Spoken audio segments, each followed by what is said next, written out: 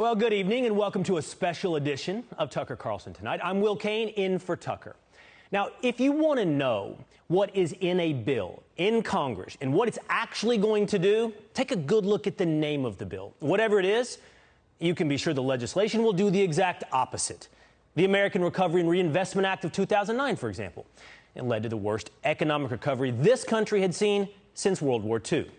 The so-called Marketplace Fairness Act is just an internet sales tax, which big companies like Amazon support. Why? Because it helps Amazon price out smaller competitors. And according to Congress, that's marketplace fairness. So we should all be very nervous, very, very concerned that Congress just passed something called the Inflation Reduction Act. It mandates hundreds of billions of new dollars in spending that will increase the money supply in this country. And that will, in turn, devalue the currency, and that, in turn, cause more inflation. That's basic supply and demand. But before we get into the specifics of the legislation, keep in mind, life is already so expensive in this country that we literally have bread lines in major cities. Fox's Jeff Flock just spoke to volunteers at one food bank in Camden, New Jersey, who say that many people cannot afford rice and beans. Look at all these people. This is a line that runs almost around the block here. Yeah, things cost more, and so people that otherwise, you look people well dressed in line that typically would not be at a food bank, but they are. Pre-pandemic, we were at Fill Abundance feeding about 90,000 people per week, and now we're about at 140,000 people per week. Rice, pasta, beans. We're also finding that finding those items for us is getting to be very expensive as well. I just want to again show Stuart the line of folks here, and this is all sorts of folks. They're families, single people. A lot of these people would not be in a line to try and get some food. And that's America. And that's happening all across America. And you have to wonder, why then is the Biden administration devaluing money when we have bread lines? Well, their justification for the bill is that it will stop the climate from changing. That's why the bill includes $50 billion in subsidies for electric vehicle purchases, which, by the way, will lead manufacturers to jack up the price of electric vehicles. We've learned that lesson from healthcare subsidies and subsidies for college tuition. There's also billions of dollars for the Postal Service to buy new mail trucks that don't pollute as much. And, of course, there's $100 billion for the so-called renewable industry. And that includes manufacturers of solar panels and wind turbines. So is that a good investment? Let's see. Right now, virtually every major renewable manufacturer is based in China. China makes 80% of the world's solar panels and most of the world's wind turbines. So it's safe to say China understands renewables. But here's the revealing thing. China is not relying on those renewables for power generation. Take a look at this chart. It shows annual carbon emissions from China, the U.S., and Europe, going back to the 70s. Notice our emissions have been going down for years. China's, by contrast, has been rising dramatically. That's because they're not shutting down their coal plants. In fact, they're building more coal plants than the rest of the world combined.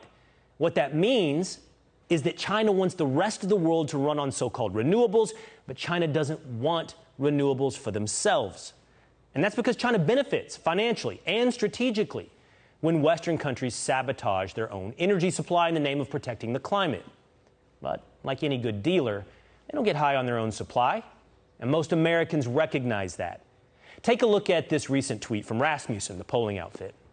People in this country care about, of course, things like inflation, the economy, crime, immigration. And by contrast, most Americans recognize the media is far more interested in pushing false narratives about climate change. And there's good reason for that. You'll notice no one in the media ever blames countries like China or India for their carbon emissions, even though they are the world's largest polluters. Instead, the media blames Americans. It's almost a privilege to care about inflation as your number one issue. The same is true of gas prices or even the idea that it's the economy stupid. I always found that analysis lacking because as a black person, I don't want to get killed on the way to my job. So I'm glad I have a job. I'm glad I make a living wage. But if I can't be alive, then what does that other stuff matter? That's a television host in a television studio lecturing people standing in bread lines about their privilege. And by the way, this is how the White House views inflation as well. They're openly mocking anyone who is concerned about inflation. How do you know that? Well, to illustrate the point, the Biden administration just approved a $300,000 grant to promote gay and transgender social acceptance in Botswana. The Daily Caller is reporting that African country can expect the funds anytime soon. Meanwhile, Americans can't afford rice and beans. It's such an obvious failure of leadership. No one can defend this. At MSNBC, they've been reduced to this. If you just lost your house because of a flood in Kentucky, if you just lost your livelihood because it burnt down in a wildfire, if you just lost your life because you are the wrong color and you were pulled over somewhere, inflation doesn't really matter to you or to your loved ones. There are much broader things going on right now in this country that affect so many demographics that the dollars to cents case that has been made time and again about, like I said, it's the economy stupid. There's a blind spot there, and you'll notice that the majority of people who make that statement are generally white. Inflation, recession, that's not really what matters in life. If you notice the footage we showed you earlier about the bread lines, not a racial issue. Inflation hurts poor Americans the most, and that happens to cut across racial lines. So why are we really making inflation worse? If it's not to save the climate, and it's not about punishing privileged Americans, what's the point? Here's one clue. Buried in the bill is a big giveaway to the Internal Revenue Service. The agency stands to gain $80 billion from this legislation. Now, that will allow the agency to hire more than 80,000 new agents. Keep in mind, the IRS is already wonderfully, mysteriously, heavily militarized. They've stockpiled thousands of firearms and millions of rounds of ammunition. Why does the IRS need all that weaponry? Why do we need to make the IRS even more powerful exactly? We know the point isn't to investigate wealthy or powerful Americans. The most recent version of the bill keeps the carried interest loophole intact. Now, that benefits wealthy individuals and institutions, in particular hedge fund managers, who are some of the Democratic Party's biggest donors. So it won't be Goldman Sachs doors being kicked in with IRS agents with those guns. Now, following all this, Build Back Better means doing exactly what China and hedge fund managers that make a lot of money in China want us to do. What do Americans get out of the deal? Apparently a lot more inflation and probably a lot more audits. Ned Ryan is CEO of American Majority, and he joins us now. Ned, we're talking about priorities. On the one hand, inflation, crime, recession. On the other, gay and transgender acceptance in Botswana. How do you explain the divide in priorities? Well, I think it's very clear by their actions, Will, that the ruling class of both parties could care less about promoting or protecting anything of the American people's interests.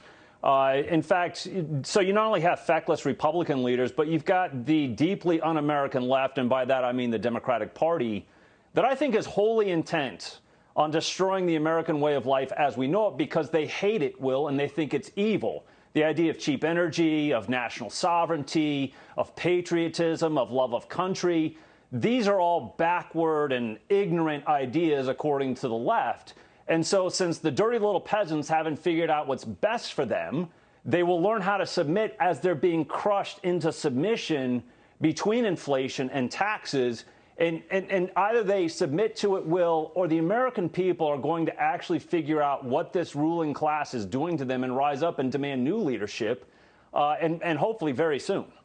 So I hear you describing a political class that, in your estimation, is not simply out of touch with the needs of the American people, but is cavalier and understands this current economy to be the consequences of a grander vision. What is that vision? It is. I honestly, Will, if you were to take and look at the un-American left, they've been wholly intent for the last century, and now I think are getting really aggravated at the slowness of the progress of doing away with the old order of things, the constitutional republic, destroying all of that, destroying the old order to bring in a new order in which they make the state all-powerful. That's been their goal for the last 100 years, and you can really sense from them Will, that their patience has worn thin. Enough is enough. People haven't figured out what's best for them. We're going to accelerate that process in which the American people will submit to the administrative state, to the unelected bureaucrats, to the so-called elites who are supposedly going to lead us to progress, which, in fact, Will, is nothing but a very regressive path. When you look at these energy policies, extremely regressive. And I would say, in fact, if we were to allow the Green New Deal and all these crazy climate change policies to actually be implemented, it would cause massive damage not only to this country but worldwide. In fact, I've seen estimates it might even cause 1 billion deaths. It's incredible what they are trying to achieve, and they're wholly intent on trying to achieve it. And you understand that there are acceptable consequences when you see it play out in places like Holland or Sri Lanka.